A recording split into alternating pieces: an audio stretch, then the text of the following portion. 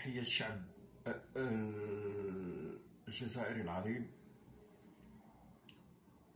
تحية للأحرار الجزائر، تحية لحراك الجزائر، تحية لشعب القبائل الجزائري، تحية لكل المناضلين في دولة الجزائر الشقيقة. والسقوط لعملاء فرنسا وعلى رأسهم العسكر والدمية.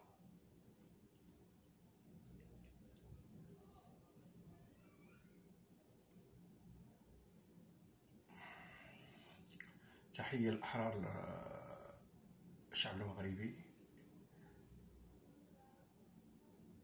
والسقوط للعائلة الهلكية سلالة العبيد، والسقوط للملك الحساس المجرم الطاغية الظالم الناهب للثروات مول القرع.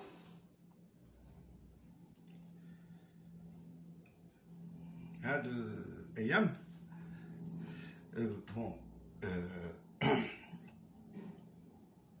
دائما تنقول، يعني ملي بديت كندير الفيديوهات تنقول لكم بان كلشي هذاك الشيء الزوابع اللي كاينه راه غير زوابع في نجانا، وهي الحرب بدات، وهو الاذاعات العالميه كيقولوا بان راه ضربوا الرباط، وراه بانه بومبارداو الرباط. قلت لكم هذاك الشيء كله غير تلاعب ما بين جوج الأنظمة موالين لنفس النظام الفرنسي،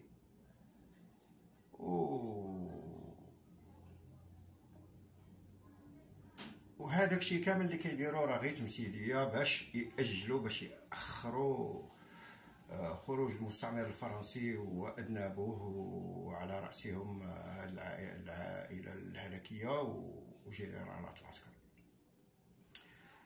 فبالتالي الخرج الأخير اللي التطبيع مع هكا الكياس تيلعبوا على، يعني تيخرجوا لك أوراق، هذه من الأوراق اللي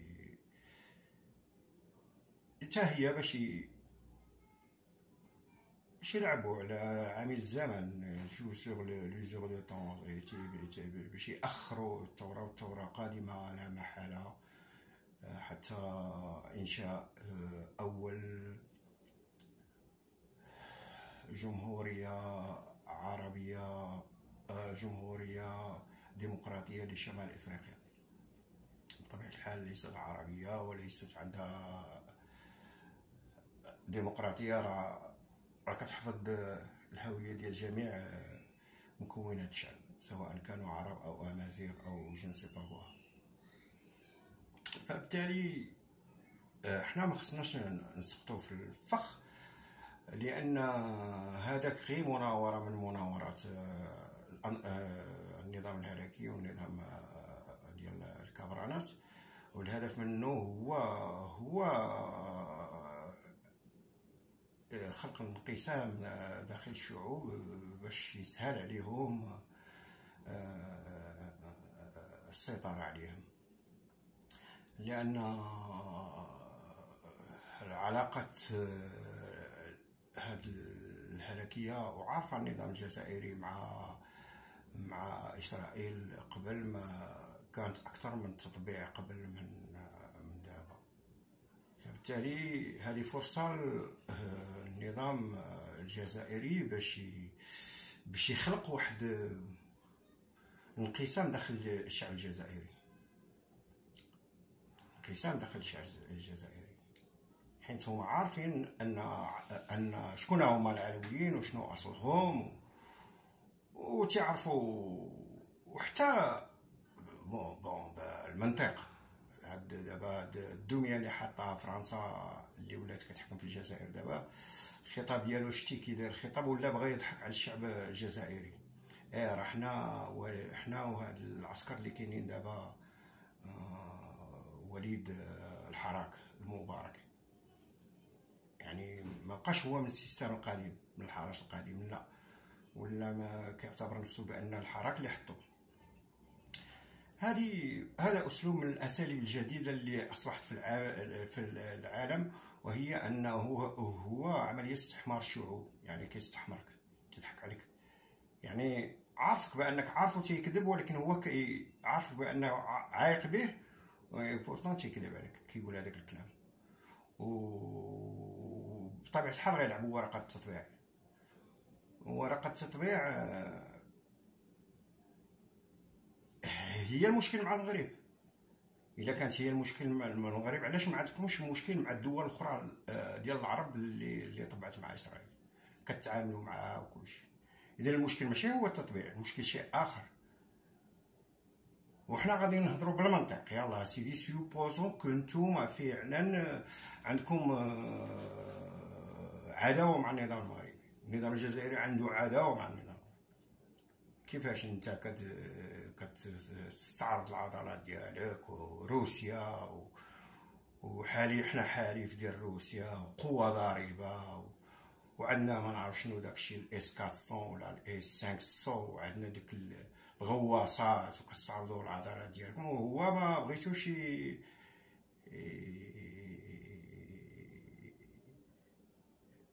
يستعرض عليكم العضلات ديالو. ما فهمتش. اذا انت ملي كتقول انا قوه ضاربه وعندي اسلحه، واخا انت ما كتصنعهاش، راه فلوس الشعب الجزائري في العوض اللي تصرف عليه. وخير دليل ان دوكا اكتوالمون شوف الرئيس كيفاش كيهضر. هذاك سي ان ديسكور دان بريزيدون. اسكو سي لي بريزيدونسيال ça veut dire بان durant les 50 ans vous n'avez rien fait. حتى العنصر البشري ما عندكمش مثقفين، او على الاقل ليسوا في الواجهه. المثقفين رديتوهم مسخرين ديالكم. انا شفت ضباط جزائريين ولكن كيتسخروا، غير سخار، مثقفين، بمعنى ان الجاهل ولا هو كيسخر المثقف. اذا هنا خص يفيق الشعب الجزائري بان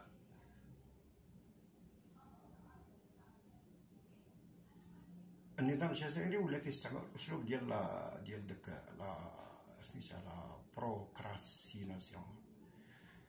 بروكراسيناسيون، ستادير ولا كيهضر صافي دابا كلشي مشى، دابا من دابا لقدام غنولو دولة عظمى اقتصادية. داكشي كذوب كذوب كذوب. انا ما عرفتش الغريب في الامر، واحد المسألة غريبة، وهو تشبت الحاكم العربي بالكرسي تيخليه عارف غادي بالبلاد الهاويه. دوكا البلاد الجزائر مشات الهاويه، لو فاغي ديجا دون لو فوي. لا ما يكذب عليكش شي واحد، اتونسيون. الجيري اي دون لا لين دو مير. حنا قلنا لهم في الاول بان هذيك لامسون، هذيك لابا ديال الصحراء الغربيه، غير قالب داروه لكم باش يجروكم بشويه تدريجيا، حتى صافي طمعتوا كلشي، وعاد واش غيبداو يتحاسبوا معاكم.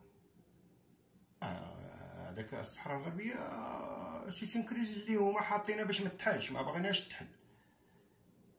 الغرب داير هذيك سميتو باش ما تحلش، والانظمه اللي كاينه بثلاثه راه تعتاشوا منها، ما بغيناش تحل وما غتحلش.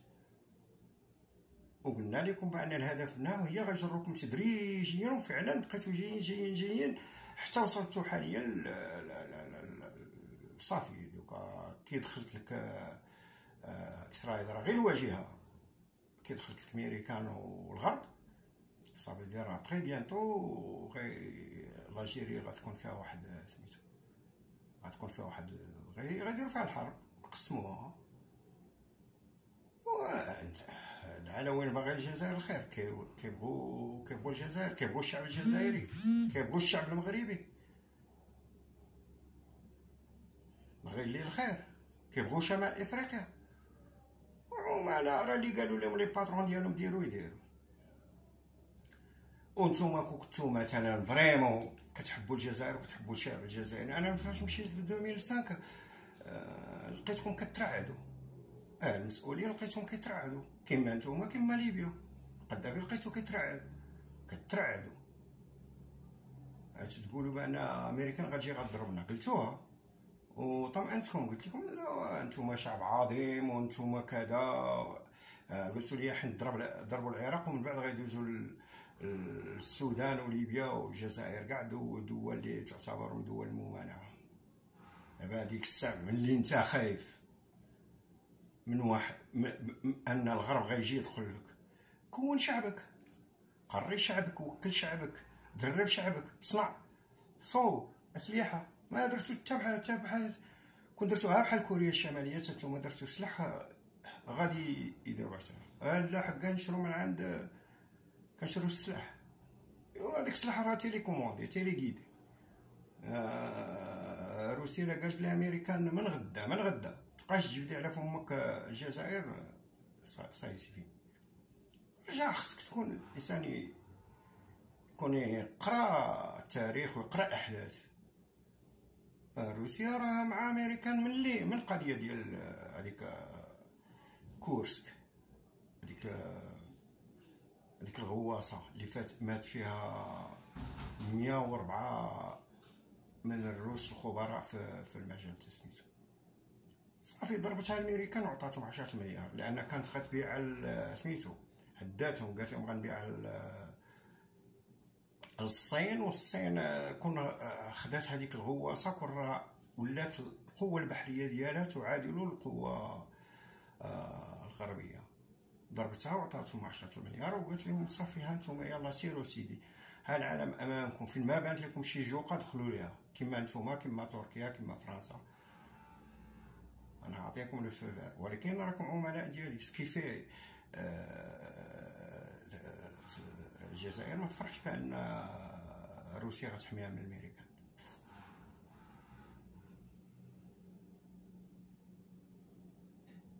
تماما. اللهم الا كنتو عارفين بان غيوقع لكم بحال الاسد، يعني ما غتقاسوش. ما اظن بان غادي يسامحوكم كما الاسد، لانكم نتوما درتو العشريه السوداء، قتلتو بزاف. فبالتالي من اللي هذا الملك الحساس استنجد باسرائيل راه من حقه. انت كتستنجد بروسيا وكتستنجد بالاسلحه الخطيره الغاليه، الاس 400 500 وهذاك التخربيص، وهو لا خص غيبقى يتسنى فيك تجي تضربو سميتو.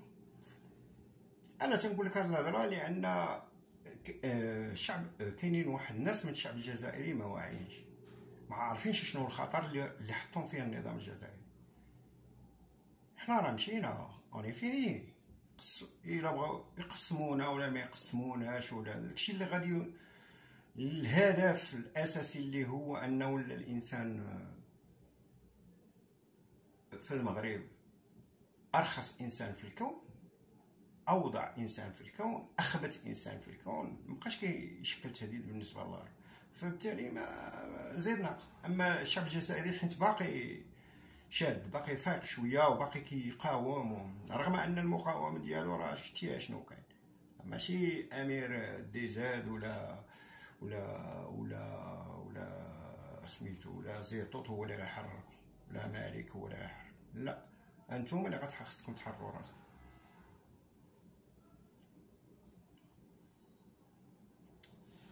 اذا هذه المساله قلتها للشعب الجزائري والشعب المغربي، ان هذيك مساله التطبيع ماشي سي با لو مومون دو بارلي دو سا.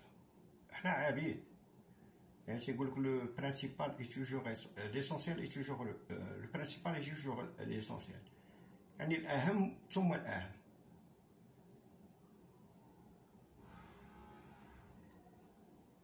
بيان. الى اليوم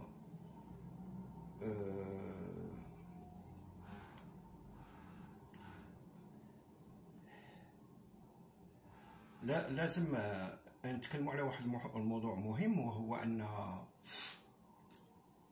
تم تعيين جنرال اماراتي على راس الانتربول، وهذه المساله ما خصهاش تدوز هكذا بطريقه عفويه. علاش؟ حيت باش اكثر من هادشي كانوا باغيين يحطوا الانتربول، يحيدوها من فرنسا ويحطوها في الامارات. هذه جات تزامنا مع انهم حسوا. علاش دابا مثلا الغرب دخل المغرب؟ حيت حسوا بان الشعوب بغات تحرر. اذا اش غيديروا حرب، وغادي يرونوها مزيان، وعاد باش ابري 10 ولا 20 ولا شي عاد باش يقول لك يلا بداو من الزيرو عاوتاني. فبالتالي هاد المساله ديال المخابرات، هاد ديال الانتربول، الهدف منها هو ان الدول شمال افريقيا تولي عندها اون فاسيليتي، تولي عندها سهوله باش يجيبوا المعارضين من الخارج، سواء مغاربه، جزائريين، توانسه. هاد المجرم اللي شد تونس دابا داير ان موندا داري انترناسيونال كونتر هذاك الرئيس السابق ديال تونس تصور. فبالتالي انا كنقول لخوتي سواء مغاربه سواء جزائريين انهم يديروا جميع الاحتياطات ويراسلوا جميع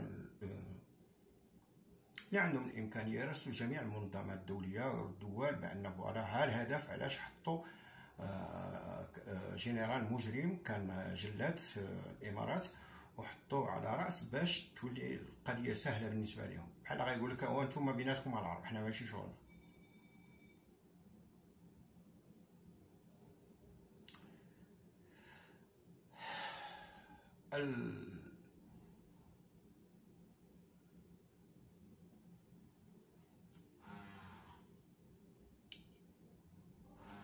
انا شخصيا راني في البرازيل، وكنظن بان البرازيل ما عندها حتى شي علاقات مع الانتربول كنظن. وانا زيد ناقص عندي يعني عارف بان النظام المغربي يدو طويله عليا انا شخصيا، ماشي على شي حد اخر. فبالتالي هاد المساله ما كتهمنيش بزاف، يعني جي با يو بوكو دو سوسي، و تنعرف بان النظام المغربي الا دخلني المغرب غيوحل فيا، لان اولا الصحه ديالي ما كتحملش القرعه وما كتحملش السجن. فانا مت في السجن انا شرف ليا كبير انني نموت في السجن، ولكن هو تبقى نسجل عليه. فبالتالي انا كنصح الاخوه انهم يراسلوا جميع الجهات ويفتحوا هذه المساله. اليوم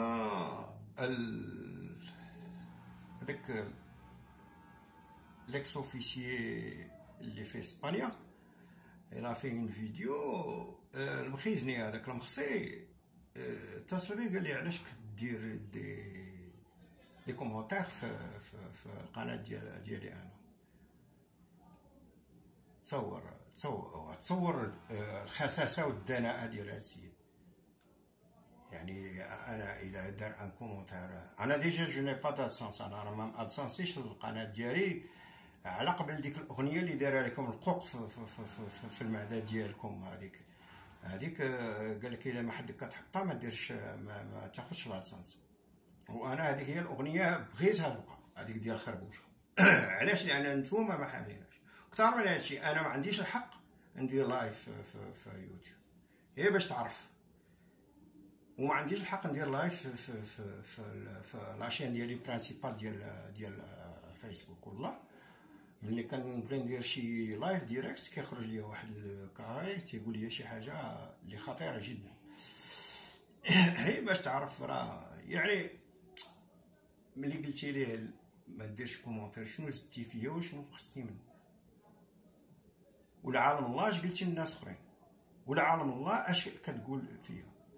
وهاد السيد شنو بغيتي تتحكم فيه؟ راه قلت لك راك انت خبيث، قلت لك راه انت من داك النوع الرخيص اللي دوك اليساريين اللي كرهتهم انا، مخلوضين تيحرشوا تيلاقيو السلوكه ما بين عباد الله، تيوسخوا الادمغه ديال عباد الله، والاكثر من داكشي انهم عملاء ديال المخزن. انا ما جو فو با كروزي، مبغاش نحفر عليك، انا ما تتهمنيش، تو نيكزيست با بور موا. انا حاجه وحده قلتها جيتي انت في الطريق، وهي ان الاشتراكيه هذيك اللي قبل الله كنت بجيج بها وما عارفاش انتهت، راه سالات، راه tu es en train de souffler sur des braises éteintes، راه كتنفخ في عافيه مطفيه. وبارك خارج عليا بالمعاني ودي فو كونت كتسب وكذا، وانت من هنا كذا من شنو. الله باسيس، tu es trop bas صاحبي، tu es trop bas. انا je suis pas de ton niveau، انا راه ماشي من المستوى ديالي، قلتها لك لا في الطول ولا في العرض، فهمها كيما بغيتي. المهم انا وياك ماشي كيف سيتادير ما غتجمعنا حتى حاجه، ما عندنا حتى شي قاسم مشترك، ما عمرك ما غتلقى انني سميتو نقدر نهضر مع دري صغير عنده 10 ولا عنده 15، لانك وضيع، لان الترابي ديال اليساريين في الجامعات راه كنت كنعرفهم، والنوع ديالك كنت كنعرف. لعل الله شحال بعتي من واحد باش تصيفطوك الميري، لعلم الله شنو هي المهمات اللي اديتي لهم باش تصيفطوك. فبالتالي وبارك المعاني ديال العيالات الشارفات فين غتوصل. انا راه ما نساليش لك كاع نهائيا، ما نساليش. وبارك عليهم، لا هذاك عامل ديال المخزن، انا عامل ديال المخزن، انا عامل ديال. ولا انت تشوف فين عايش انا دابا، انا ها في البرازيل، هات شوف، ها شوف هاي شتي، هاي مترو على 2 متر كاشو بالفلوس، عايش في السجن ولكن كنخلص عليه فلوس. زعما انا غنكون عامل ديال المخزن وعايش هذه العيشه؟ علاش؟ معنى انا تنقول الاخ ليكس اوفيسيي، راك ماشي في المستوى ديال انك تسمع لهاد الناس ولا تنزل المستوى تاعهم، لان لو طون كون tu étais officier de ton état، il était en train de courir derrière aller chez les boss du مخزن، كانوا كنت كنشوفهم انا اليساريين. هو عاد قطرت بيه السقف، انا كنهضر على هذوك الاخرين اللي معروفين، وين ريان دي تو، غير باغي يركب على الموجه وكينبش هذا ويجبد هذا باش بور سو فير اون فالور، نا با دو فالور. انا غير اترافير لوي j'adresse mon discours à des aux gens بولاده اللي باقيين تيقول لك الشراكه ديجا سيتي en 2000 je ne sais pas 2009 ملي بدا كيهضر داك سميتو كوما يسمى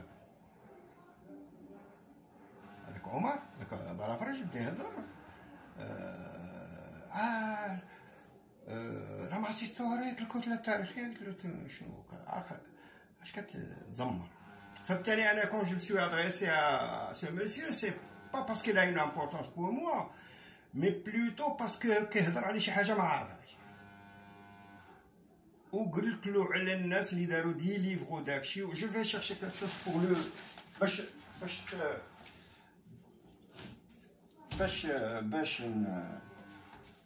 باش يفهم هاد الشاوج ديال سميتو، هاد الشاوج ديال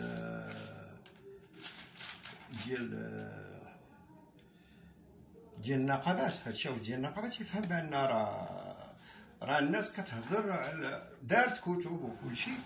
هذا استاذ سميتو بغينو غيونديل، سي ان هيستوريان فرونسي، دار دي ليفر على هاد المسألة. سير قراها صاحبي، سير عندك الامكانيات، عندك الفلوس باش تشري كتوبه، ماشي ما تقولش يا راه شريت كتابك ولقيتو عامر بالاخطاء. سميتو انا راه كتبته واقف في الزنقه، ما تقدرش تكتب انت كتاب واقف في الزنقه. وقرا وعرف بان راه سكون ابل لو ce qu'on appelle le socialisme n'a jamais existé, ou ça y est, c'est fini. C'est bon. علاش هضر على le socialisme et le communisme dans le cadre d'une simulation, d'une assimilation du covidisme. C'était une conférence concernant le Covid-19 وراو كيفاش تحولت هذه المسألة اللي هي une pandémie à une épidémie psychologique. C'est devenu une forme de totalitarisme. Qu'est-ce qu'elle a dit? Elle a dit que la dimension du système totalitaire qui est en train de s'installer l'IBDA يعني أن الإنسانية عاشت الويلة ديال الشمولية، الأنظمة الشمولية كثيرة من بينها النظام النازي والنظام السوفيتي والنظام الشيوعي والنظام كذا وكذا وكذا. فبالتالي حنا دخلنا في واحد المرحلة عالمية ديال نوع من أنواع الشمولية. C'est une assimilation du covidisme aux anciens régimes totalitaires comme le nazisme, le fascisme et le stalinisme. قال لك بأن راه هذه المرحلة اللي دخلنا فيها راه كتشبه الشمولية ديال الستالينية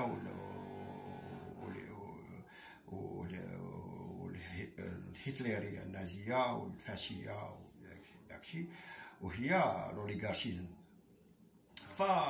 تيقول لك l'effroyable vérité. كتاب ديالو الى في ان ليف ابلي ليفرويابل فيريتي، وهو سميتو برونو ريونديل. اللي الناس اللي باغيين يحلوا عقلهم يقراو بحال هاد الليف ديال هاد السيد ليفرويابل فيريتي qui est un livre sur le communisme. Le communisme n'est pas un totalitarisme généreux qui a mal tourné. قال لك بان الشيوعيه او الاشتراكيه ماشي واحد نظام شمولي اللي كانت عنده واحد النوايا حسنه وما صدقتش، لا، كان من ديبار النوايا ديالو خطيره. qui a mal tourné, mais un totalitarisme vrai. Il y avait dès l'origine une dimension qui avait l'intention de l'éradication des gens. يعني كان الهدف ديال الشيوعيه هو يقتلوا بنادم، هذا هو الهدف. كما دابا ما بين هذا النظام الاوليغارشيه العلويه المهلكه والنظام الجزائري، لانتونسيون ديالهم انهم غادي يقتلوا بنادم بالملايين ويشتوا ويشربوا. Et le communisme n'a pas disparu avec la chute du mur de Berlin. وقال لك بان هذه الشيوعيه ما اختفتش بسقوط حائط برلين، مي ولكنها تحولت كي سو ترانسفورم. قلتها في شي حلقات واقيلا ملي كنت في المغرب وداكشي، كيفاش فسرها أنطوني غيدنز. التحول ماشي لا ديسباريسيون ديال الكومونيزم، التحول s'est transformé. Et je crois ce qu'on appelle aujourd'hui le mondialisme peut aboutir à une forme de communisme. يعني العلماء اللي كيهضروا عليها دابا العلماء هذا الكلام ديال هذا العالم ريونديل، une forme de communisme et le néo-collectivisme. Ma vision pour le totalitarisme est anglo-saxon. الأصل ديال الشمولية خلقاتو الأنجلو-ساكسونية qui a une hégémonie sur le monde، اللي عندها واحد التسلط على العالم à travers des institutions internationales من خلال مؤسسات دولية. Cette oligarchie cache un état profond، elle est infiltrée، وفي نفس الوقت كتخبي الدولة العميقة، وهذيك الدولة العميقة براسها إلى انفلتر. بحال عندنا في المغرب حنايا حتى واحد ما كيحكم، ميم الحساس راه ما تيحكمش لا طابيت سميتو. Alors, la synthèse chinoise est une forme de socialisme de marché. يعني la synthèse ديال الشينوا ديال الصين هي شكل من اشكال اشتراكية السوق. Le capitalisme a récupéré toutes les formes de manipulation de l'ingénierie sociale du communisme. يعني ان الرأسمالية العالمية الامريكان وديك الدول اللي معاها يعني خداو جميع هذيك الاشكال ديال التلاعب والتحكم ديال لانجينيور سوسيال، الهندسه الاجتماعيه. كنت هضرت لكم على غوستاف لو بون داكشي شحال هادي ملي كنت في المغرب واقيلا داكشي. de communisme tel qu'a été pratiqué en URSS, en Chine ou ailleurs. يعني خداوها حرفيا كما كانت كتطبق في الصين وفي الاتحاد السوفيتي ولا في جميع دول العالم وبداو كيطبقوه فيها. دونك قال لك هنا لو كوفيد سي بوكو بليس كون مالادي، سي دابور اون ايديولوجي. يعني هذا الوباء اللي كاين دابا قال لك راه اكثر من مرض، راه ولا اصبح ايديولوجيا. انت اللي كتقلب ليا على الايديولوجيا، باغي الايديولوجيا راه كتسلب الانسان، كتمحق. واخا الدين من الدين حتى هو ملي كيجي كيولي واحد الانسان كيهضر كيقول لك انا كنحكم باسم الدين، صافي راه كيقتلك.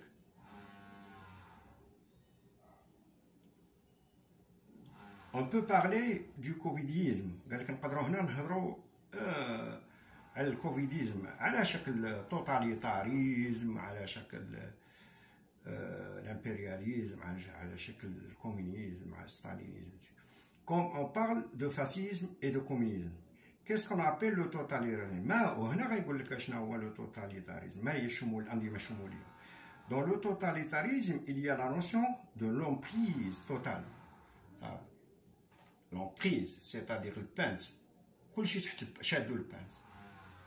بحال دابا في المغرب راه كلشي تحت البانس، تكون وزير تكون راه اللي كنتي. شوف غير لو كا ديال هذا السيد هذا المحامي هذا الازيان، شحال خدم النظام، شحال عايش النظام، شحال معنى ان النظام هذا النظام الشمولي بحال هذا اللي عندنا في المغرب كيبغيكش غير تقول ليه عاش على الملك، لا، عاش على الملك وتسد فمك وتشوف وتسكت وما تفضحش التلاعبات ديالو. كيقول لك اللي كيبغي يسيدي عليه يبغي يبقى ليه شاتو، تبغيه بالظلم ديالو. اما تجي تقول لي عاش الملك وشنا الملك في القمر وعطينا حقنا من الفوسفات والذهب فينا والحق، يقول لك السي محمد هاجي غادي يعني النظام هذا النظام المغربي ما تلعبش معاه صافي. اما موالي ليه تشوف وتسكت وعاش الملك ولا عطاك شي حاجه هي هذيك اللي ما عطاكش سد فمك، واما معارض كتقول سقوط الملك الله ينعل جد باباه الحلوف وجد باباه هما العلويين، وديك الساعه من حقك تفضح التلاعب ديالو. اما تقول عاش الملك وهذاك الشيء فغيوقع لك كما غيوقع. ومازال غتشوفوا ناس اخرين غادي يدوزوا الحبس، ناس اخرين كنتو كتقولوا بان ما غيدوزوش الحبس وداك الشيء، لا يدوزوه، لان هذا النظام الهلاكي شمولي ما تفضحش التلاعبات ديالو. Alors le pouvoir totalitaire veut exercer un contrôle sur tous les aspects de la vie des personnes.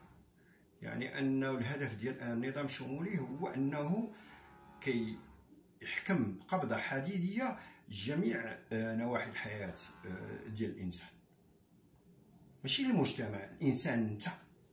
انت كفرد يدخلوا لك في صحتك، يدخلوا لك في الاسره ديالك، ويدخلوا لك في الحياه ديالك. اي il y a deux temps وهذا الشيء كيتمارس من خلال جوج الاوقات. La première c'est d'essayer d'atomiser et de fractionner la société. اول حاجه هو التفريق، كما داروا لنا حنايا في المغرب، داروا لك 50 حزب، 600 نقابه، 10,000 جمعيه، وبقاو كيقسموا الرجال الوليدات كذا من هنا ومن هنا، وشعبوا لك هذيك المسائل، ولا كل واحد كيحس براسو بوحدو. Et de fractionner la société, et en second temps on passe de la société de l'individu libre à la standardisation de l'individu. يعني المرحله الثانيه كندوزو من مرحله الفرد الحر. الانسان كيكون حر في حياته في تنقلاته، الى مرحله الانسان اللي كيولي ستاندارديز، يعني ستيريوتيبي، يعني كيولي كيتشابه نموذج. كلهم الا قالوا عاش الملك كلهم يقولوا عاش الملك، الا قالوا سقوط الجزائر سقوط الجزائر، الا قالوا نطلبوا الله تصب شتا كلهم خرجوا طلبوا. حتى واحد ما عنده حريه التفكير ولا حريه التصرف وداك الشيء. هذا هو الأنظمة الشموليه، وراه فسرها إريك بلاخ، جورج أورويل في الكتاب ديالو 1984 فسرها مزيان. Il faut différencier le totalitarisme de la dictature de la dictature. خاصك تعرف تكون تفرق ما بين النظام الشمولي وما بين الديكتاتوريه. بحال دابا مثلا الحسن الثاني كان ديكتاتوري، ولكن هذا شمولي، ذلك نظام شمولي بداها من اللي بدات الارهاب 2003. صافي ديك الساعه دخل فيك طول الوعد، سلب لك الحريه ديالك. Alors, le dictateur est quelqu'un qui interdit aux gens la liberté d'expression. Dictateur عارف كيقول لك اسيدي ما عندكش حريه التعبير. Si les gens se taisent, ils continuent à vivre leur vie librement. C'est-à-dire إلا الناس سكتوا ما بقاوش كيكريتيكو النظام، يعيشوا احرار، continue à exister librement، يعيشوا ديك الحياه ديال انه حر ولكن ما عندوش الحق. هذا لا، واخا ما تكريتيكيش، واخا تقول عاش الملك، البلان ديالو شيء اخر، هو انك انت تولي ستيريوتيب، نموذج اللي بغا هو.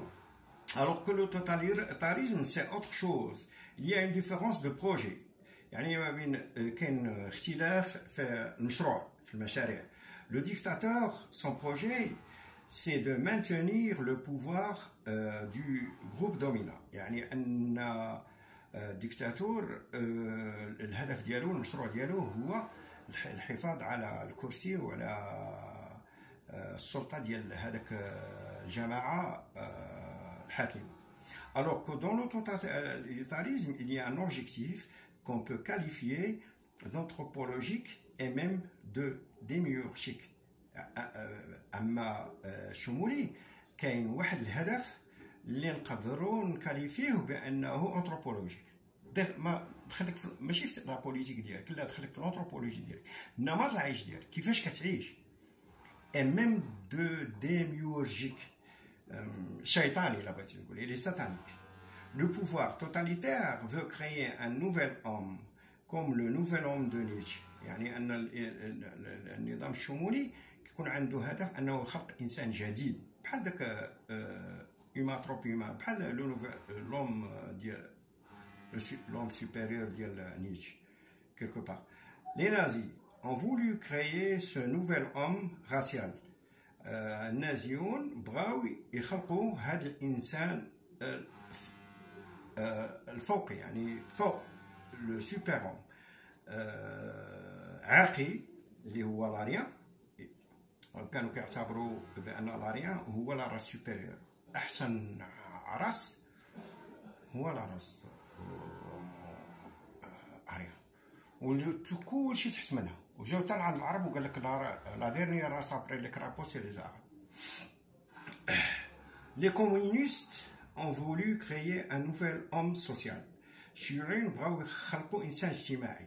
C'était le prolétaire régénéré qui allait conduire les masses. وهو البروليتاري، الانسان البروليتاري المبعوث الذي سيقود العامة. Le totalitarisme a un esprit darwinien. الشمولية عندها فكر دارويني. D'après Darwin, le mécanique de base c'était la loi du plus fort. يعني أن الميكانيزم ديال الداروينية هو أن البقاء للأقوى أو البقاء للأصلح، البقاء للأقوى. Et donc le totalitarisme fonctionne sur cet esprit. يعني النظام الشمولي، جميع الأنظمة الشمولية سواء كانت ستالينية، سواء كانت شيوعية، سواء كانت إمبريالية، سواء كانت اشتراكية، سواء كانت دينية، سواء كانت أي حاجة، فهي المبدأ ديالها هو أن البقاء للأقوى. Et donc le totalitarisme fonctionne sur cet esprit. Et donc le totalitarisme est amoral، ما عندوش أخلاق. هادشي علاش قلت لكم حنا دوك الناس ديالنا اللي مساكن عمروهم بالزبل ديال اليسار في المغرب، ما عندوش شي حاجه سميتو لا مورال، الي امورال. يقدر يبيع اقرب الناس اليه، يقدر يكذب، يقدر يحس كابا، يقدر يتحول، يقدر يكون عامل اي حاجه. et donc il n'a pas le vrai et le faux، يعني ما عندوش الحقيقي لو فري لو فو، ما عندوش الصح والخطا، لو جوست اي لانجوست، العدل ولا عدل، لو بيان اي لو مال. يعني كلشي سميتو الحاجه اللي يقدر يدير لك حاجه اليوم الي جوست الي انجوست، ويقول لك بانها الي جوست، والعكس. لو بيان اي لو مال سو سون با، ما كاينش شنو لو بيان اي لو مال. هو راك غادي فيك وتسحب راسو il fait du bien parce qu'il n'a pas de، il est amoral. Ce ne sont pas des valeurs fondamentales. بالنسبة لهم هاد المبادئ، العدل، الحرية، المساواة، الخير، وداكشي ماشي أساسية، ماشي قيم أساسية. Elles peuvent être instrumentalisées، كيستعملوهم على حسب المصلحة ديالهم، كما الإسلاميين كيستعملوا القرآن والدين على حسب المصلحة ديالهم. Staline, dans les années 30, se déplaçant en défenseur de la démocratie dans le cadre de l'antifascisme. يعني se plaçant يعني أن ستالين في سنوات الثلاثينات ولا كيعلن راسو ما هو راه نظام شيوعي ما عنده حتى علاقه بالديمقراطيه، ولا كيقول بانني انا ديمقراطيه. علاش؟ باش تساندوا الدول الغربيه في محاربه النازيه.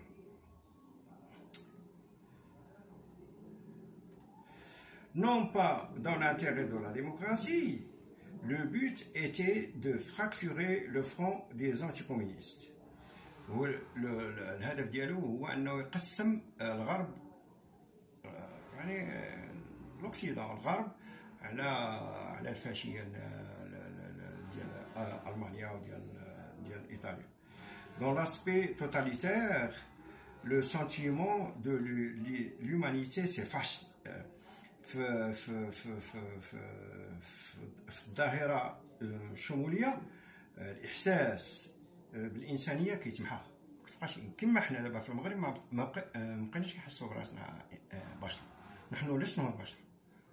التصرفات كيفاش كنهضروا، كيفاش كتشوفوا، وكيفاش بنادم كيفاش كيبيع راسو رخيص، وكيفاش الغدر وكداكشي، ما بقاش عندنا القيم الانسانيه. حنا ماشي القيم، ما بقيناش بشر. On a un esprit de certitude, qui se prétend scientifique, qui est parfois trompeur.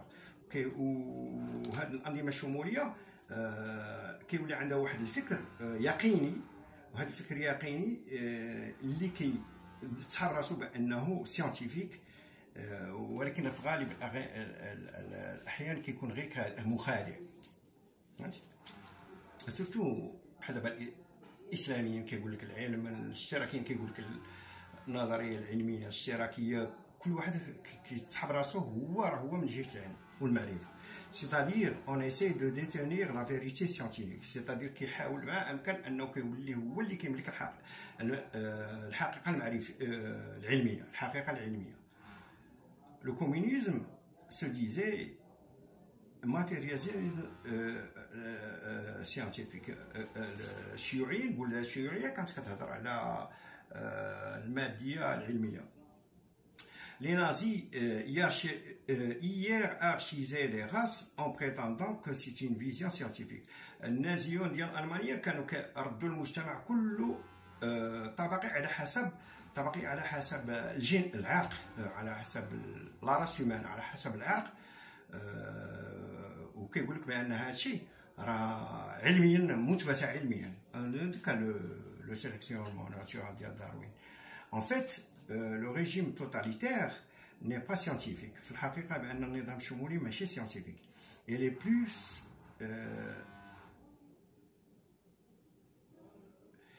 plus surréaliste. يعني غير واقعي، مثالي، إذا بغيتي تقول مثالي غير واقعي. La différence est que l'esprit scientifique va rechercher les causes, il va tâtonner, il va raisonner. علاش؟ لأن الفكر العلمي كما شرحتها لكم في الحتمية كيقلب على الأسباب، على لا كوزاليتي، السببية، وكاين il va tâtonner، كيبقى يبحث وداكشي وكيخرج بمنطق. Alors que l'esprit scientifique a une autre logique. بعكس النظام الشمولي اللي عنده اللي كيتبنى الفكر scientiste ماشي scientifique. Scientiste a une autre logique، عنده منطق آخر. Il va organiser scientifiquement l'humanité. يعني بالنسبة ليه غادي ينظم علميا الإنسانية. Donc quelque part le scientiste peut mêler les contre-vérités à la vérité. يعني أن le scientiste عكس اللي هو العكس ديال le scientifique. Le scientiste هو peut mêler les contre-vérités à la vérité. كيخلط ما بين الحقيقة والحقيقة المضادة. L'important c'est de garder la main sur le discours apparent scientifique. الهدف هو انه يكون الجارد لا مان، سيتادير يبقى هو اللي متحكم في الخطاب اللي ظاهريا علمي. بحال دابا مثلا في المغرب تيدير لك تناقضات، كنقولوا حنا بالعربيه طلعت نزل الكرموس هبط شكون قالها لي. بحال دابا مثلا كيقول لك انا دوله اسلاميه وفي نفس الوقت كينتج الخمور وكيبيع الخمور. كيقول لك انا حافظ ما عرف هذاك سميتو، وهو كيدير الفواحش وكيديروا الفواحش وكيسرقوا اموال الشعب وكيهز فلوس الشعب كيرميها للبراني ويصرف على البراني والشعب مخليه مقهور. هنا كتعرف بانه يوتيليز لا فيريتي لا كونتر فيريتي. On dit une chose et son contraire dans le but du côté du discours. Donc le pouvoir scientifique, il faut bien comprendre que le scientisme ou du totalitarisme, c'est un rapproché de l'idéologie. Donc هنا العلم في الأنظمة الشمولية كيولي حتى هو مأدلج، يولي هو ايديولوجيا، حيت العلم ماشي ايديولوجيا. العلم هو اون لوجيك، هو بحث عن الحقيقة، هو كيردو لك ايديولوجيا.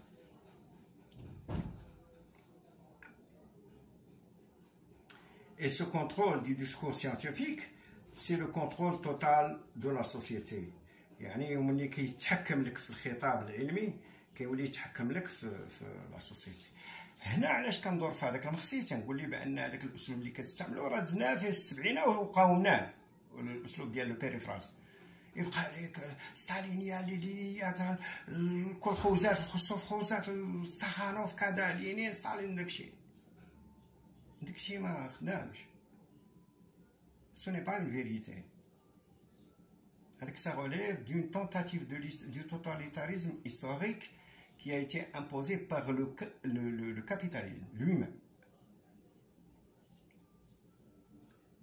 وحتى les islamistes، حتى الاسلاميزم اكطوالمون، الاسلاميزم بوليتيك كيستعمل لك، كيهضر معاك ديون مانيير انجوكتيف، كيستعمل لك القران كانه نزل عليه هو، وانه هو اللي كيفهمو، وبانه هو اللي كيطبق. Ce discours scientifique du totalitarisme, c'est bien souvent un délire qui est organisé rationnellement. إذا بأن هذا الخطاب العلمي للأنظمة الشمولية أو أو إسلامية أو لا، هذا هو في الحقيقة ليس إلا واحد الهلوسة منظمة بشكل منطقي. يعني ملي كنت كنشوف هذوك الاسلاميين كيهضروا التلفزيون داكشي كيبان ليا بانه انسان يهلوس، ولكن انت تيجيك داكشي علاش؟ حيت حاطوا لك بواحد الطريقه منطقيه.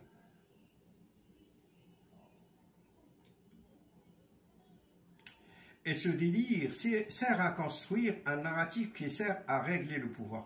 وهاد الهلوسه يعني كيستافد منها هذيك الانظمه الشموليه لبناء خطاب اللي كي سار ريغلي لو بوفوار، يعني اللي كيريغلو كيقاد السلطه ديال النظام الشمولي. Et le discours stalinien était considéré comme le mensonge intensif qui commence par introduire les contre-vérités, ces failles de vérité qu'on ne concède plus dans le régime totalitaire. وكثير من العلماء في عهد ستالين وصفوه بأنه حتى ديال ألمانيا كتسمى لو مونسونج انتونسيف، كنكذب عليك بقوه كما كيكذب عليك هذا الحساس دابا في المغرب ولا هذاك تبون، ولا كيكذب عليك واحد الكذوب كتشوفوا بانه كذوب ولكن كيكذب عليك بقوه صافي كتولي كيقول لك كومون دي بلوس لو مونسونج غو بلوس ريسك ديتر اكسبتي ولا ريسك ديتر كرو. كيكذب عليك واحد الكذبه كبيره انت كدوخ، بحال دابا مثلا ملي قال لك تبون قال لك احنا رانا الحراك هو اللي ينتجها تصور، هو مصوبو النظام القديم وقال لك لا انا الحراك، وتا الحساس ديالنا كيهضر بنفس الاسلوب. يعني قالوا لي سي محمد راه خصك تولي تهضر بالاسلوب ديالنا الكذوب، عطيهم الكذوب، راه الشعب راه ما مكلخ، راه كل ديخ، ولاو كيعتبروا الشعب الجزائري حتى هو كل ديخ. Ce n'est plus le réel qui est d'utilité، ماشي الحقيقة هي اللي محتاجين ليها. On essaie de créer une surréalité، كنحاولوا نخلقوا ما فوق الحقيقة وكذب ما فوق الحقيقة، يعني الخرافات الخرائف. كما ملي مات محمد من بعده بدا الفكر الخرافي كينتشر سميتو صافي. الحاكم كيستعمل لك الخرافه، كيستعمل لك التريكل باش يحكم. On y croit pas, ça n'a pas d'importance. ماشي شغلهم تيق ولا ما تيقش، ماشي سا ني با امبورطون. بالنسبه لمحمد السادس ملي كيشد لك الورقه بالمقلوب وكيبدا يتهجى ماشي مشكل انك تيق ولا ما تيقش، عارفوا بانه تيكذب عليك. تا الحاكم ديال الجزائر دابا ولا كيدير لهم راه مشوس.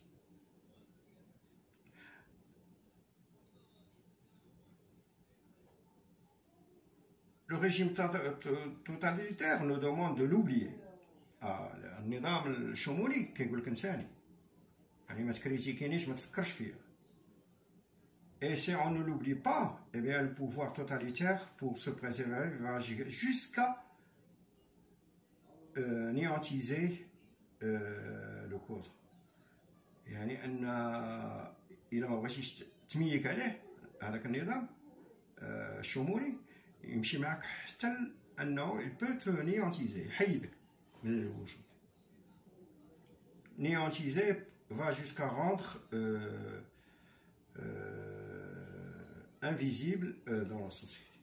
انت راه كاين في المجتمع وانت ما كاينش، اما يقتلك فيزيكمون يحيدك، واما يكممش كتدخل سوق راسك كما دار تقريبا التاريخ. عثمان ملي شد الفلوس ديال المسلمين وبدا كيلعب فيها وداكشي، ناضوا اللي كانوا مع محمد داروا فيه، قالوا لي لا راه ماشي هكا جا الاسلام وداكشي. ومن بينهم واحد السيد سميتو ابو ذر الغفاري، علاش دار ليه؟ قال الناس حتى واحد ما يبقى يهضر معاه كما دار لي انا محمد السادس، حتى واحد ما بقى كيقدر يهضر معاه. واخا تكون رئيس حزب، واخا تكون رئيس الجمعيه، واخا تكون عندك قوه في المغرب، الناس سير الدار البيضاء سول، ما تهضرش معاه، ولا هضرتي معايا توقع لك شي مصيبه. هكا دار عثمان ابو ذر الغفاري. في الاخر غينفيه لواحد المنطقه ما فيها والو. و l'anéantisation peut aller jusqu'à la mort physique. Le pouvoir totalitaire a une logique binaire، يعني ان النظام الشمولي عنده واحد المنطق بينار ديال 1 و 0، ما كاينش بيناتهم 1 و 0 ديال الضوء ديال لالجبر دو بول، لالجبر بوليان. لا لوجيك دو نو اي لي زوطر، لا لوجيك ديال حنا والاخرين. حنا الوطنيين اللي كنبغوا البلاد، اللي كنبغوا مصلحه البلاد، والاخرين الاعداء. ما تناقشوش، مالك كيدي لك في رزقك، كيشتت فيك، كيترعون، وما عندكش حق تقول ليه تكريتيكي. لا كريتيكيتيه واخا تقول عشان الملك بحال زيان ندخل الحبس، سي تو تافي نورمال.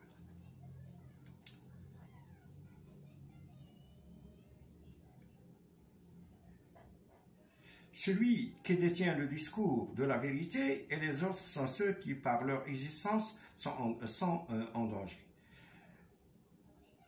Plus le pouvoir totalitaire a grandi, plus il a besoin d'un bouc émissaire. هنا le plus essentiel. أن النظام ما حدو كيتغطرس وكيستبد بالمجتمع، خصو دي بوك إيميسار كما دار محمد السادس.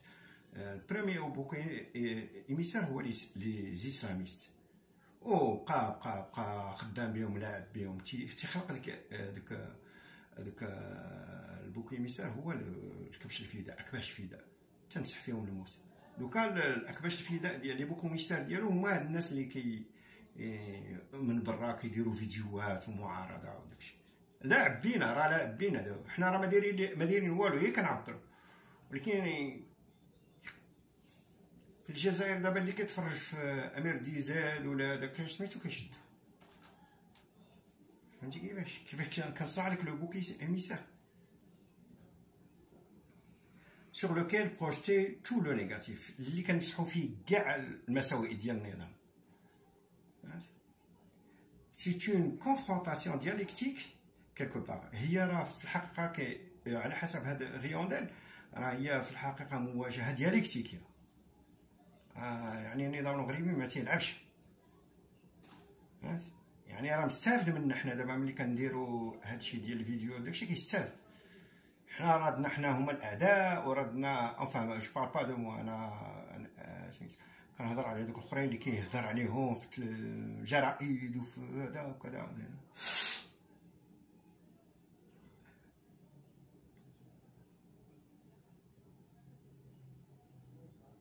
Ce nous totalitaire, à un certain moment, est amené à faire disparaître les gens qui pensent différemment.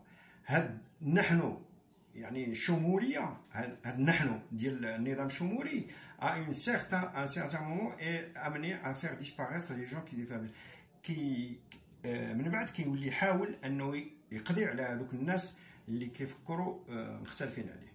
Chez les nazis, ça a conduit à la disparition de la judaïté. هتلر دار من اليهود ديال ألمانيا الأعداء ديالو الأساسيين وقضى عليهم. En URSS, il y avait le bon citoyen soviétique. في الاتحاد السوفيتي كان المواطن المزيان، الرجل السوفيتي المزيان qu'il fallait promouvoir، اللي خصنا نعاونوه وندفعوه. Et ça conduit à la déportation et aussi à l'extermination. وكاين الراجل اللي ما مزيانش اللي خصنا نصيفطوه لl'extermination et la déportation، نصيفطوهم لدوك الغولاك. قراو الكسندر سولجينتسين l'archipel du Goulag. De ce qu'on appelait les arriérés sociaux. هذوك المعادين ديال النظام السوفيتي كانوا يتسموا لي زارييري سوسيو، ماشي لي زارييري مونتو، دوك المتخلفين عقليا، المتخلفين اجتماعيا، كي سون سو كي بوزي ترو دو كيسيون، داك اللي كيطرحوا كثير من التساؤلات سور لو ريجيم سوفيتيك، على النظام السوفيتي. لا ميم شوز او كمبودج، في الكمبودج كذلك لي جون الناس كي اكسبتي لو ريجيم دو بول بوت، الناس اللي كانوا كيتقبلوا النظام ديال بول بوت ont été appelés le nouveau peuple، اسمهم الشعب الجديد. et l'ancien peuple c'était ceux qui posaient trop de questions. والاخرين اللي كيطرحوا المشككين لي زابوريتيك اللي كيطرحوا بزاف هذا ne voulaient pas s'intégrer facilement. Et ça a conduit à des génocides. وهذه المسائل أدت إلى تطهير عرقي، دي جينوسيد، قتل، دي بوغروم. pour les nazis النازيين قتلوا 6 مليون de morts. Pour les soviétiques il y a eu des morts. il y a eu بحال ان هولوكوست 1932 33 اللي كيتقدر ب 4 حتى 7 مليون ديال الاوكرانيين. ils ont été exterminés par la faim، قتلهم بالجوع. كاين العقل البشري فين وصل. علاش امريكان خدات ديك الشيء اللي كانت كتستعمل الانظمه الشموليه، كندفعك للجوع، انت كتولي كتموت بالجوع. ça a été organisé rationnellement par le pouvoir، يعني تنظمت بطريقه منطقيه. pour le Cambodge، بالنسبه للكامبودج تقتل 3.5 مليون ont été exterminés.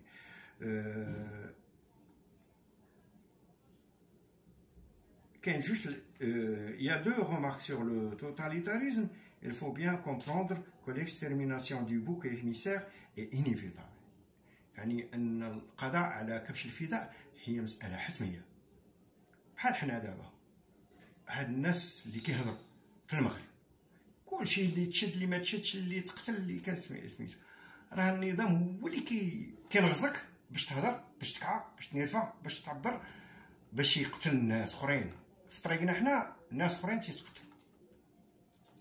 car il présentait l'élément le plus dur pour le développement de l'idéologie. لان حنا هما الناس اللي راسهم قاصح، اللي ما كيخلاوش هذاك الشيء المخطط اللي باغي يديروا M6 ولا اللي بغاو يديروا الكبرى ديال الجزائر ولا الحكام ديال العرب ولا الانظمه الشموليه يطبقوا. فبالتالي احنا كنتسماو قاصحين، عناصر قاصحه. Par exemple, en URSS et en Chine, les classes qui ont été martyrisées، يعني الطبقة في الشينوا وفي الاتحاد السوفيتي، الطبقات اللي تعذبوا وتقتلوا وداكشي دون لي زاني 30 سون لي بيزان، هما الفلاح. شتي حنا العروبيه شحال كنعانيو. اي لو بيزان سي ان ترافايور، سو ني با ان اكسبلوطون. اولا الفلاح كيخدم، كيعرق، كيضرب تماره وما كيستغلش، ماشي بحال داك اللي في المدينه شاد بيرو كليماتيزي، الطن ما كيدير والو، كيمشي في الطوموبيل وكيجي في الطوموبيل وكيعيش احسن من لو بيزان. سو ني با ان اكسبلوطون كي انكارن لي هوت فالور، ولكن على عكس هذاك الانسان داك العروبي المسكين داك الفلاح عنده قيم عاليه ديال الثقافه.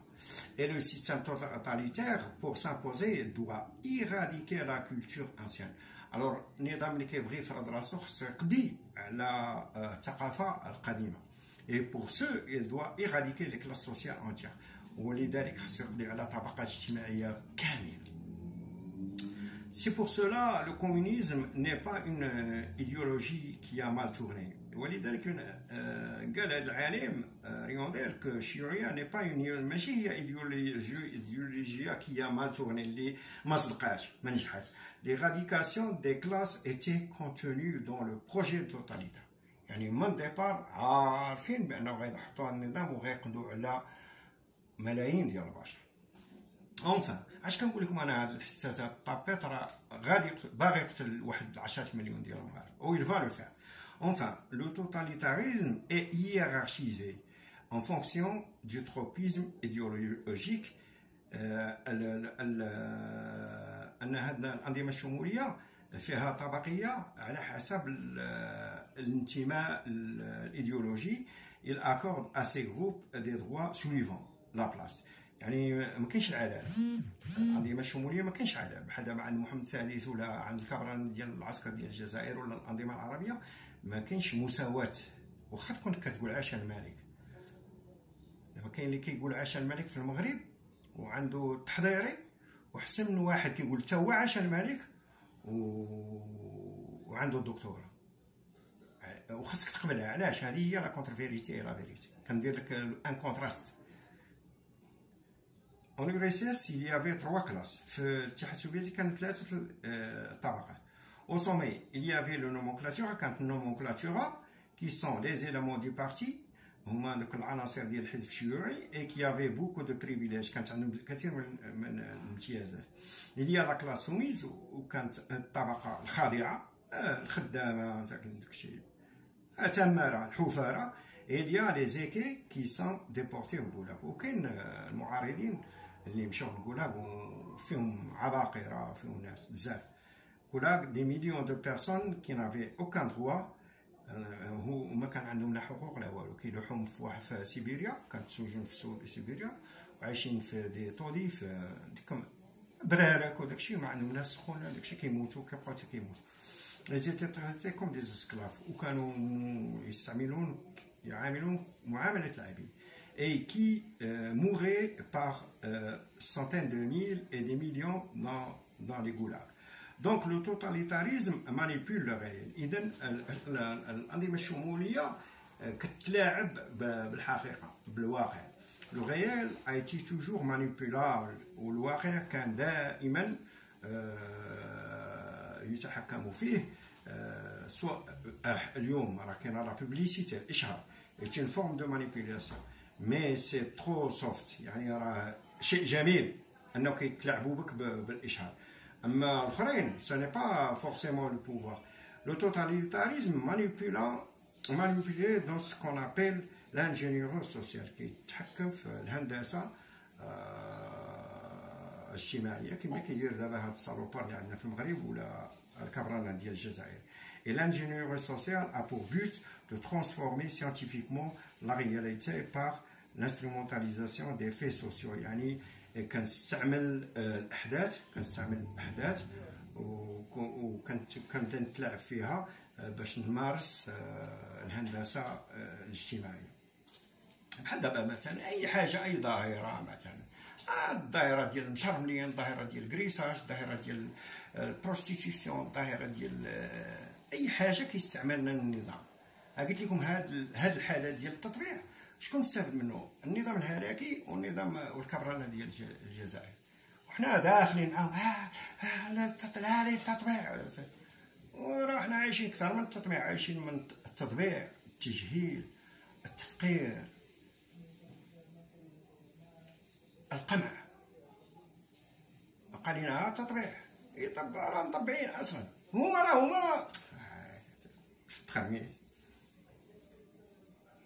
اكزامبل بريتكسي ان كومبلو. بحال دابا مثلا اخطر عمليه انسترومونتاليزاسيون اللي كيديرها جميع الحكام ملي كيجيو النفوذ، هو كيقولوا بان راه وقعت واحد العمليه انقلابيه كما وقع في اردوغان.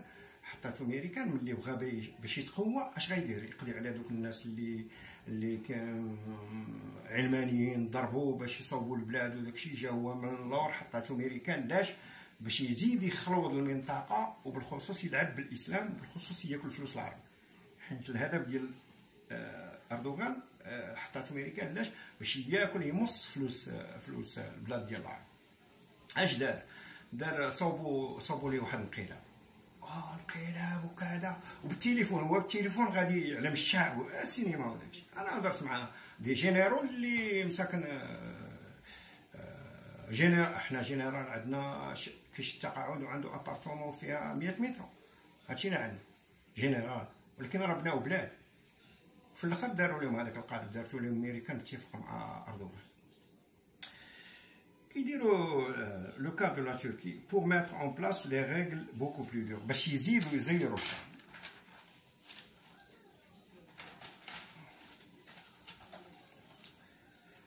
Alors, c'est le cas aujourd'hui au Maroc, au nom de la lutte contre le Covid. دابا شوف نفس الشيء في المغرب كيستعملوا كوفيد، لاش؟ باش يزيد يحكم عليك القبضه، ويزيد يتحكم فيك، ويزيد يجوعك، ويزيد يقهرك، ويزيد داكشي اللي بغي اللي ما كتبغيش هو اللي غيدير لك. au nom du Covid. C'est de l'instrumentalisation. هذه هي l'instrumentalisation pour utiliser la manipulation dans l'ingénierie sociale. il y a des répressions policières, des coercitions pour se mettre toujours plus, et c'est bien sûr dans le bien du peuple. كيزيد يزير عليك ويحكم عليك القبضه ويجوعك ويفقرك ويقول لك راه في صالحك هادشي. Ça, c'est la réalité du discours qui a pour but de transformer pour servir dans les intérêts des minorités, le régime des minorités. وهذا الشيء كلشو bien sûr داخل في لصالح الأقلية الحاكمة العلوية والأذناب ديالهم الكلاب ديالهم. Le régime totalitaire est aussi coutumier d'opérations de masse والأنظمة الشمولية حتى هي متعودة دير عمليات شاملة ديال الكتلة، ما كتضربش واحد، كتضرب كتلة.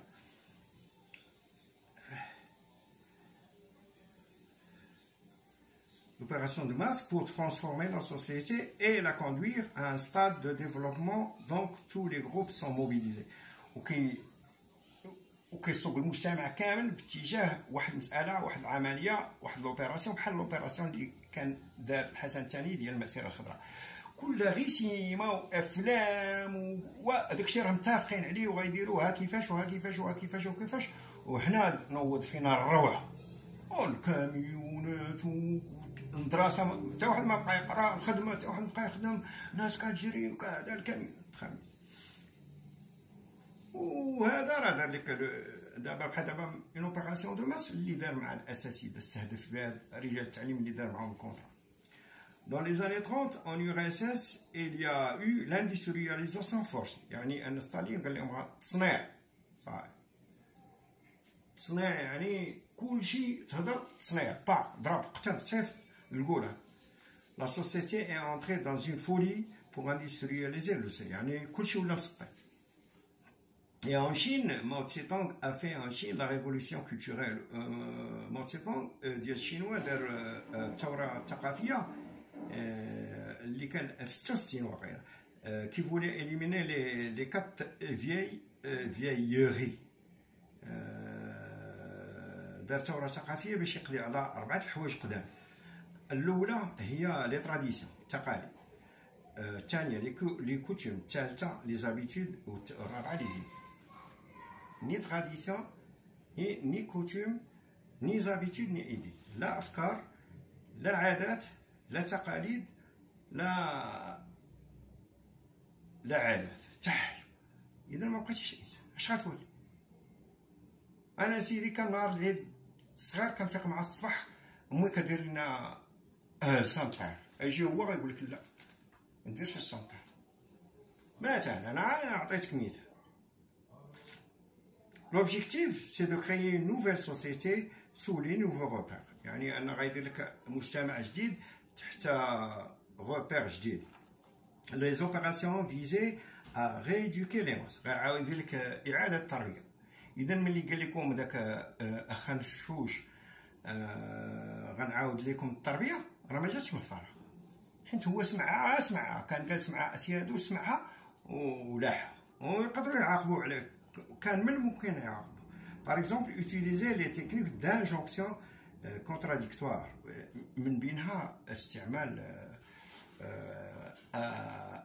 اوامر متناقضه، كما قلت لكم على هذيك القضيه ديال كيقول لك الشراب، حنا دوله مسلمه، الا شدك بالشراب يديك الحبس، هو كيبيع الشراب ويقول لك اشتري شراب.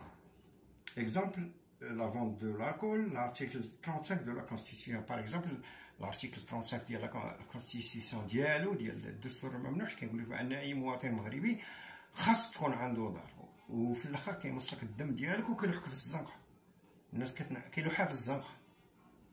اذا هنا كتعرف dans l'ingénierie de masse il y a le phénomène d'alternance. وكاين بارد وسخونه مولاي يعقوب، l'alternance مره à des moments il y a des fortes pressions، مره كنزير عليك، et puis il y a des relations مرة كنطلق لك اللعب بحال دابا بريسيون ديتونت بحال داكشي ديال الموتور ديال 80، وداكشي انترمينال ما كيبقاش. إذا finalement le totalitarisme est une guerre menée par une minorité pour asservir. إذا الأنظمة الشمولية هي حرب كي تقودها اقليه ضد الاغلبيه باش يركعوهم وباش اذا اللي كان شاوش في شي نقابه ودماغه حابس وما كيفهمش وما كيسمعش، يحاول. راه عطيتك هاد السياد وعطيتك كيدانز، عطيتك كلشي راه يحلوا لك الدماغ ديالك وانا ما تبقاش تحرش عليا عباد الله تقول لهم ما ديروش دي كومونتير، لان انا لي كومونتير ما غيزيدوا مني ما غينقصوا مني. انا هذاك السيد ليكس اوفيسي كان نعرفو من 2002 قبل ما تجي تعرف انت هذا وكاين له التقدير، ولكنه انه يخطئ انه ملي حتى مجرد انه يسمع دي حثالات بحال هذا الشكل. اوكي، شكرا، على بروشين.